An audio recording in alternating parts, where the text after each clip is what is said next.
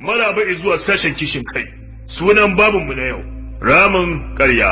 Kuma ya kunshi labari ne akan wasu yara samari 'yan makaranta su 4 waɗanda duk da ya kasance washe garin wannan ranar suna da jarabawa da za su rubuta a makaranta. Hakan bai hana su yin dare a waje ba. Su ne shagali, su ne nishadi, su ne wasa, su ne guje-guje, su ne tsalle-tsalle, su ne ihwe-ihwe, su ne gidan rawa da wajajen hira da 'yan mata. Tabbas sun ji daɗi sun hole ba tare da tunani ko mai da hankali akan cewa washe gari suna da jarabawa a makaranta, saboda haka ya kamata a ce suna gida suna karatu ba. Washe gari da safe kasancewar su ma kansu sun san cewa ba su tsina na wani abin a zo a gani ba ta fannin tanadi wa jarabawa da take gabansu, sai suka tsara wata dabara wadda manufansu a tattare da wannan dabara ita ce su sa malamin su ya musu tasu jarabawar ba a wannan ranar ba, a wata rana daban dai wacce sun shirya mata sosai da kyau. Saboda haka sai suka ɓata jikinsu da bakin mai da taɓo da dai sauransu, suka nufi ofishin malaminsu suka buga masa ƙofa ya ba su izinin shigowa. Shigo! A'a, lafiya ya na ganku haka? Amma nan dama mun zo ne mu gaya maka wallahi mun dan samu matsala ne wallahi. Dama Kaduna jiya muka je ɗaurin aure akan za mu je ajiyan mu dawo ajiyan.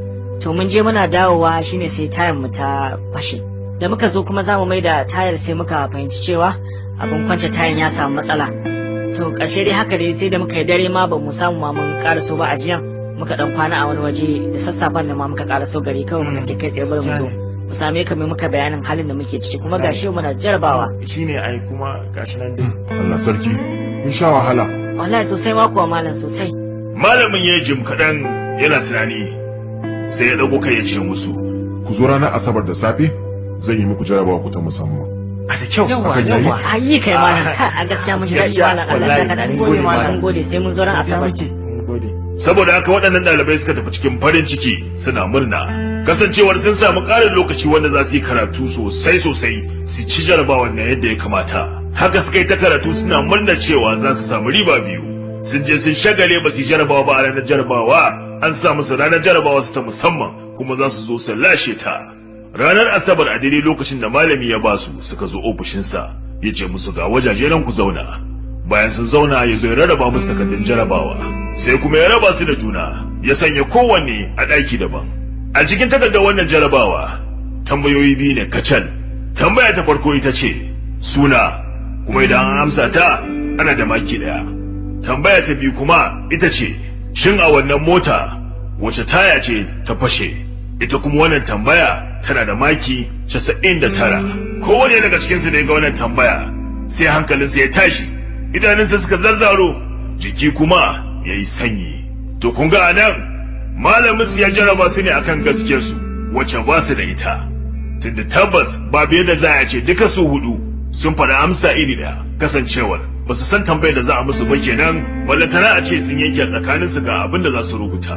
Saboda haka suna ji suna gani haka suka zo ba su ci jarabawar ba, domin dama tun farko ba su cancanci su ci jarabawar ba, kasancewar ba su shirya mata ba su muhimmantar da ita ba, wasa da sharholiya suka muhimmantar. Saboda haka sun ji daɗi, wannan shine sakamakon su. Amma cin jarabawa ba sakamakon su bane, kasancewar ba su sha wahala ba su dage ba su yi tanadi wa hakan ba.